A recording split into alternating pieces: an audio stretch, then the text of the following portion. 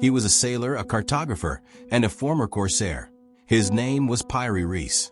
In the quiet of his study near the port of Gelibolu, he unrolled a worn piece of gazelle skin, revealing something astonishing, a map unlike any the world had seen. It showed lands far beyond the reach of the Ottomans, coastlines of a new world, drawn with shocking precision. What startled even Piri himself was this. The map included parts of South America, drawn with astonishing accuracy, decades before any Ottoman ship had ever sailed there.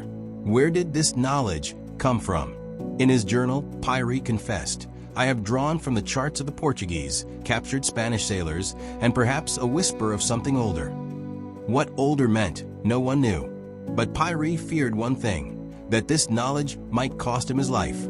Sultan Selim, known as Selim the Grim, Yavuz Sultan Selim, was not a man of patience. He had seized the throne by deposing his own father and eliminating his brothers. Mercy was not in his nature. When word reached him of a mysterious map showing lands his empire did not control, he summoned Piri to Topkapi Palace. Piri arrived with trembling hands, hiding the map beneath layers of silk. Selim's voice echoed through the chamber. "I hear you possess a map that claims we are not alone in ruling this earth." Piri unrolled the document. The Sultan stared in silence. Then he asked, "Where did you get this?" Piri hesitated. "Captured European charts, Majesty. Translated and refined." Selim's eyes narrowed. He saw the coastlines of the Americas, the precise mapping of the African shore, and islands unnamed in Ottoman charts. He saw the edge of a world they didn't even know existed. You are either a genius or a spy. Piri knew then. He was now a threat. As Piri left the palace, he was followed. The Sultan had ordered Capasabasi Yunus, his royal investigator, known as the Shadow of a Court, to uncover the truth.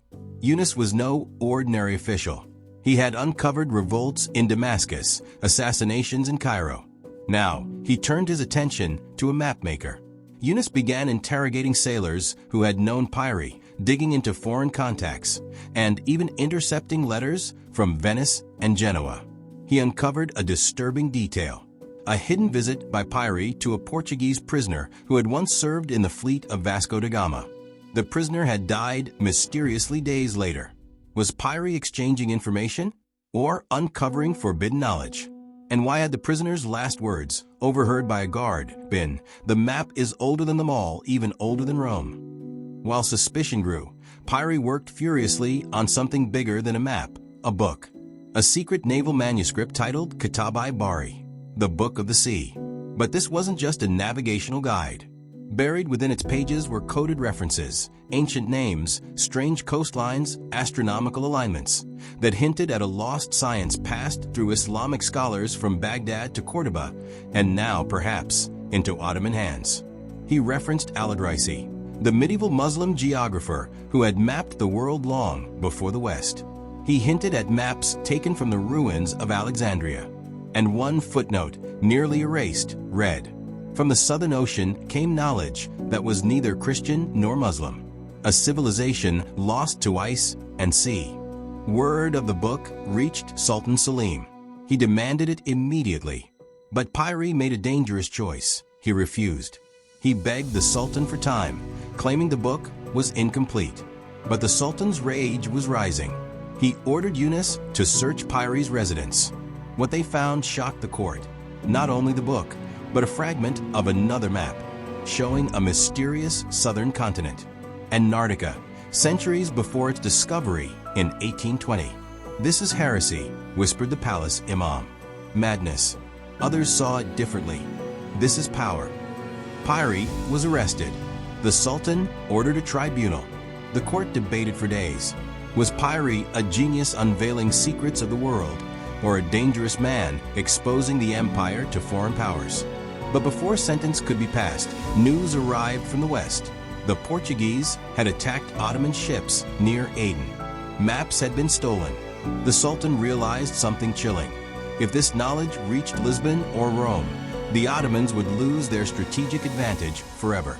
In a surprising move, Sultan Selim spared Piri's life, but placed him under royal surveillance.